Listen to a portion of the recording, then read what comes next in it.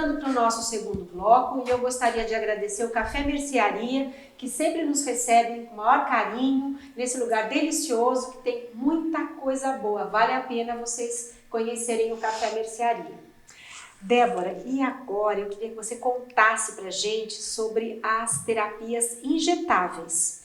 Como funciona, o que pode melhorar, quais são as indicações das terapias injetáveis? Certo. Quando eu comecei a fazer a nutrologia, eu via que tinham muitos comprimidos. Tudo que você ia tomar, aquele monte de fórmula, aquelas fórmulas horrorosas, aí passa para o paciente 4 ou 5 comprimidos de manhã, 4 ou 5 comprimidos na hora do almoço, aquele monte de coisa. Que inclusive, acaba não tomando. Inclusive eu já fiz isso. Gastava um monte de dinheiro com um monte de comprimido, perdia tudo porque eu não conseguia tomar, começava a me dar mal-estar. Aí eu comecei a ver que eu vi a oportunidade, como eu sou anestesista, eu tenho bastante facilidade com as infusões, né, desde que eu entrei na anestesia. Então eu comecei a ver que o pessoal em São Paulo estava fazendo as clínicas de terapias de injetáveis, que nada mais é uma outra via de administração de suplementos. E eu me interessei e fui fazer os cursos em São Paulo, né? E é muito interessante, porque em vez de você ficar enchendo o paciente de suplementos via oral, você consegue, em algumas sessões, você consegue fazer tudo aquilo que a gente prescreve em algumas sessões de terapia endovenosa. Ela pode ser endovenosa, intramuscular, né? E os resultados, eles são mais rápidos também? Os resultados são muito rápidos. Enquanto a gente ficava tomando suplementos via oral por 3, 4, 5 meses, né, para começar a ver um resultado, a gente, às vezes, em algumas sessões, em menos de um mês, você já começa a ver resultado, né? E isso serve para queda de cabelo, para desbiose, para quem tem intestino inflamado. A vitamina D mesmo, a vitamina D, quando você precisa tomar ela alguns meses para conseguir subir um pouco a vitamina D. Quando a pessoa tem deficiência. Quando a pessoa tem deficiência. E às vezes com uma injeção você consegue subir em níveis legais por alguns meses consecutivos, né? E daí você introduz a via oral junto. Entendi. Então não que você deixa de usar a via oral. Não substitui. Né? Ela agrega, entendeu? Sim. Ela ajuda. Então, por exemplo, quando você começa com um paciente obeso, todo inflamado, todo desnutrido, vive cansado, né, que não tem energia para nada, você começa a fazer as infusões, você já vê que o paciente já tem uma melhora, ele já começa a ficar mais cheio de energia, já tem mais vontade de fazer as coisas. Por quê? Porque você conseguiu, em algumas sessões, encher ele com as vitaminas que lhe estavam faltando. E, na verdade, isso até é um estímulo para a pessoa continuar o tratamento. Exatamente. Porque, às vezes, só o tratamento via oral, para a pessoa, por exemplo, obesa, demora, às vezes, para estar aparecendo algum resultado. Né? Então eu acho que a parte nutricional associada à terapia injetável, ela vai dando maior resultado. Né? E isso estimula o próprio paciente a continuar com o tratamento, exatamente, né? Até você passar a via oral, na verdade, e depois precisa de uma manutenção. Vamos supor, a terapia injetável, a pessoa começa a fazer injetável, né, no início do tratamento, vamos supor, 15 dias, você estabelece o prazo que você fez o diagnóstico e achou que ela precisa. Depois disso, como é que é feita a manutenção? Essa manutenção é feito via oral ou ela vai até a clínica, sei lá, uma vez por mês, cada 2 meses ou cada 15 dias, para estar acompanhando isso? Como é que acontece isso? Geralmente o paciente, ele percebe, o paciente que já está acostumado a fazer o injetável, ele percebe, ele fala que ele está tomando o via oral e já não está fazendo tanto efeito. Então ele vai lá na clínica, ele toma uma infusão e dá aquela reavivada, né? E continua na manutenção. Isso também eu falo muito porque o paciente bariátrico, né? Ele é um paciente que ele precisa dos injetáveis porque ele tem uma absorção dele é menor, né? Dos nutrientes. Como ele tem um corte no estômago, né? Ele perde uma parte do estômago, onde é feita a absorção junto com o fator intrínseco, vários outros fatores, ele deixa de absorver um monte de micro e macronutrientes, né? Então ele vai ser eternamente um paciente que vive tomando as medicações, os centros da vida, as vitaminas VO, mas ele está eternamente com queda de cabelo, cansado, com anemia, porque perdeu muito, não consegue ter uma absorção correta, né? eficiente de ferro, né? Às vezes ele tem drogadição por algum tipo de qualquer outra coisa, por falta desses micro e macronutrientes que vão ajudar a formar serotonina. Então é todo um entendimento global do paciente, né? Então é muito interessante. O paciente bariátrico, ele é um paciente que ele precisa da via endovenosa, né? E os pacientes obesos que têm desbiose, que têm intestino preso, não têm uma absorção correta. E às vezes também tem náuseas, né, dos medicamentos via oral. E as pessoas não gostam de tomar mesmo. Eu sou uma que eu não consigo ficar tomando um monte de vitamina todo dia, entendeu? Eu sempre lutei contra isso, porque eu sempre via necessidade por causa de cabelo, né, que a gente, mulher, sempre se preocupa com isso e tal. E eu sempre assim, um dia esquece, aí vai viajar, não leva e tal. Então, quando você faz a reposição endovenosa, você tem um enchimento. Eu brinco com os pacientes que a gente tem uma dispensa no nosso organismo. E a gente tem que estar com essa dispensa sempre cheia, né? E quando você tem, por exemplo, outra coisa interessante de falar, o COVID, ele leva uma depressão de micro e macronutrientes. Então, o paciente, ele fica, às vezes, meses com uma imunidade baixa, não consegue revigorar. Então, quando você faz a suplementação endovenosa, é rapidinho, você revigora o paciente. E aumenta a imunidade. Aumentando a imunidade, né? Então... Ô, Débora, e ela pode ser só endovenosa ou pode ser intramuscular? Ou a intramuscular é só numa manutenção? Pode ser. Tudo, a gente pode, todos os micro e macronutrientes, a gente tem como fazer endovenoso ou intramuscular, né? Algumas é só intramuscular, outras é só endovenoso. Tá. Tem alguns detalhezinhos. Tem algumas que não são endovenosas. Tem outras que é só intramuscular. Por exemplo, a vitamina D é só intramuscular, tá? Você não pode injetar ela na veia. Mas o bom da endovenosa é que você consegue colocar vários micronutrientes juntos no mesmo soro, né?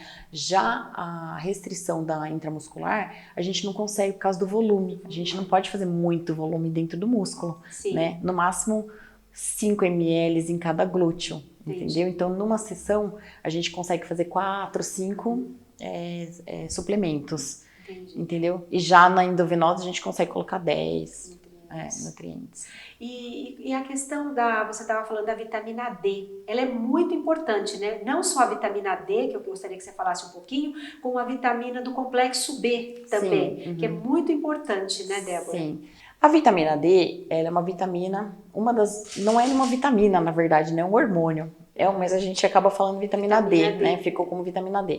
Ela é uma vitamina que entra em todas as reações do nosso organismo, tá? Em tudo que a gente vai formar no nosso organismo, tem uma pitadinha de vitamina D. Então eu falo assim, que a vitamina D é o nosso temperinho do nosso corpo.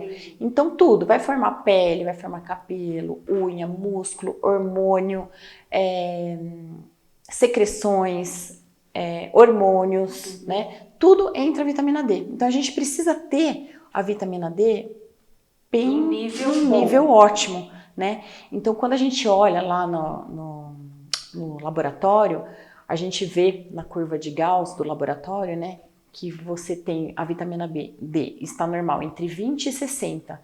Mas como ela é uma coisa que tem que estar bem cheia dentro do nosso organismo, o nutrólogo, ele olha sempre para o quarto quartil. A gente gosta que essa vitamina D esteja sempre acima de 40, entre 40 e 60, até um pouquinho extrapolando a mais. Né? Isso aí é importante sempre mais do que menos. É sempre mais do que menos, tá? Então é um dos hormônios mais importantes que a gente tem. E tem a questão do sol também, né, Débora? Super importante, eu adoro porque eu descobri isso recente. Ele é transformado na pele, então ele transforma o colesterol que as pessoas dizem ruim, o LDL, ele é transformado com o sol ele se transforma em vitamina D. Então a gente precisa tomar vitamina D, precisa tomar sol para transformar o LDL nosso em vitamina D, né? E caso, como a gente vive nesse mundo, que a gente vive cheio de protetor solar, de blusa, e na correria do dia a dia que a gente não consegue tomar sol, a gente precisa suplementar a vitamina D e tomar sol também. Principalmente no horário que o pessoal às vezes fala que é um horário ruim. Mas para a absorção da vitamina D é importante esse horário, né? Das 11 horas da manhã. Pelo menos de 15 a 20 minutos. 15 minutinhos nos braços, né? Precisa tomar um pouco de sol. E a outra vitamina do complexo extremamente importante é todas as vitaminas do complexo B, né? E eu acabo sempre olhando B12 porque ela como elas agem em sinergismo, elas agem todas juntas, né? Eu acabo olhando a vitamina B12 para não ter que olhar todas as outras, porque geralmente elas estão todas juntas. Quando uma está baixa, as outras seguem baixas juntas, né? Sim. E também é extremamente importante em tudo que a gente vai produzir no nosso corpo. E a gente tem uma deficiência de B12 porque a gente não come mais a carne do bichinho que pasta. Né? Então a gente sempre come a carne da granja.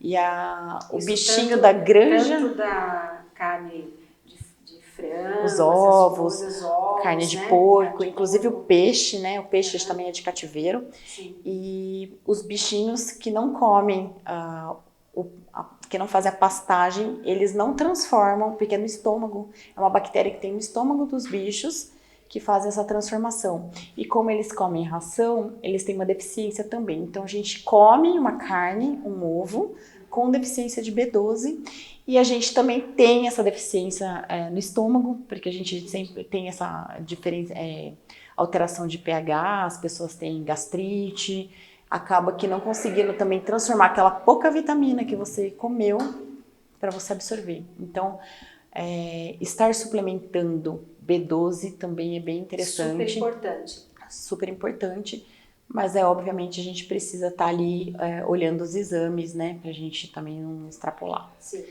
Débora, outra coisa que você falou que eu acho importante a gente frisar é a questão da atividade física.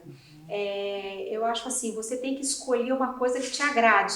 Você tem várias opções. Né? Então eu gostaria que você frisasse, porque às vezes o pessoal fala assim, mas eu não gosto do funcional, eu não posso fazer uma atividade de impacto, mas hoje em dia tem inúmeras atividades, né? Que é importante essas atividades. Eu queria que você frisasse mais um pouquinho essa questão pra gente.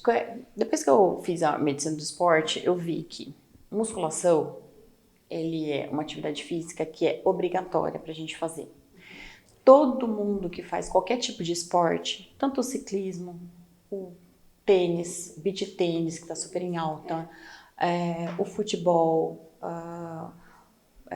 gosta de motocross, sim, qualquer tipo de esporte que a pessoa faça, é extremamente importante ela estar fazendo a musculação, porque a musculação ela vai fazer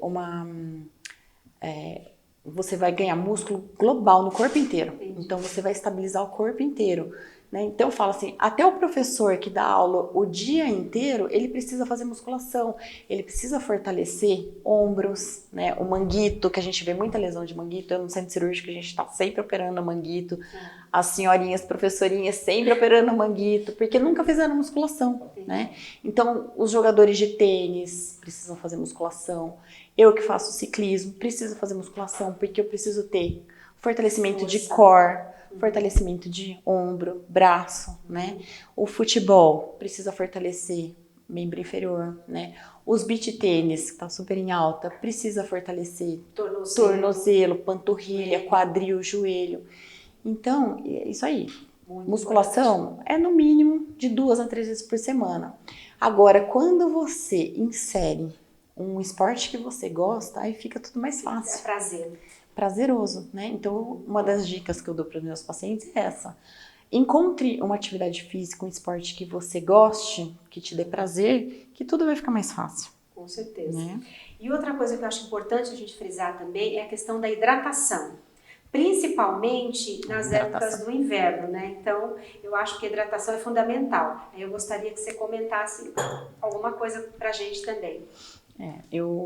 Uma dica que eu sempre dou também é tenha sempre a aguinha do lado. Tá trabalhando no escritório? A aguinha. Tá lá no centro cirúrgico, garrafinha de água, porque a gente cria o hábito de estar bebendo água, né?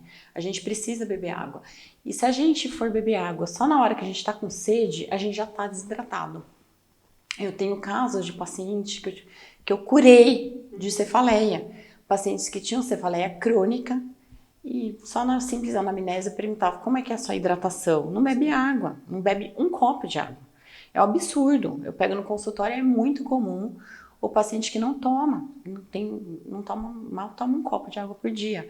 E pior ainda substitui por um refrigerante, por um suco de fruta. Ou a fruta também, às vezes, né? Entendeu? Então, assim, a gente tem uma conta para se fazer, né? É no mínimo 30 ml por quilo de peso de água. Para qualquer pessoa. Se a pessoa for atleta ou fizer algum tipo de esporte, é 50 ml por quilo de peso. Então, é bastante água. A importância da hidratação, viu? É bastante água. Débora, eu gostaria que você fizesse as considerações finais. Agradeço muito todas essas informações que você passou para o nosso público. São, assim, fundamentais para uma qualidade de vida, para uma longevidade. E aí, as considerações finais ficam para você. Eu que agradeço muito de estar aqui e agradeço todos os meus colegas que me ajudaram, me impulsionaram a ter essa coragem de estar atendendo como nutrólogo, uma outra especialidade.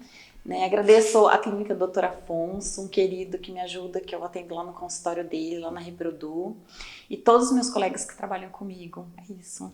Tá bom. Pessoal, infelizmente nós estamos terminando a nossa entrevista com a doutora Débora e eu gostaria mais uma vez de agradecer o Café Mercearia por estar sempre nos recebendo e ao Pinheirão Supermercados, que é um dos nossos patrocinadores também. Muito obrigada e até mais.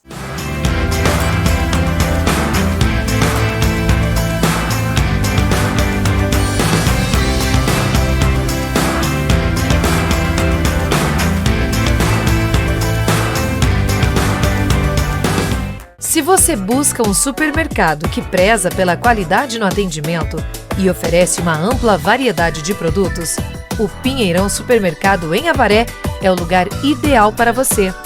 Venha conhecer e se encantar com tudo que temos a oferecer. Nossa equipe está sempre pronta para recebê-lo com um sorriso no rosto. Valorizamos o relacionamento com nossos clientes e nos esforçamos para garantir que cada visita seja memorável. E não para por aí. Nossas prateleiras estão repletas de produtos de marcas renomadas e uma ampla seleção de opções para atender a todas as suas necessidades. Seja para abastecer a sua despensa, cuidar da sua higiene pessoal, cuidar da sua casa ou até mesmo para encontrar aquele item especial que você estava procurando, no Pinheirão Supermercados você encontrará tudo em um só lugar. Loja 1, Avenida Pinheiro Machado. Loja 2, Jardim Europa. Loja 3, Bom Sucesso. Pinheirão Supermercados, 29 anos de história.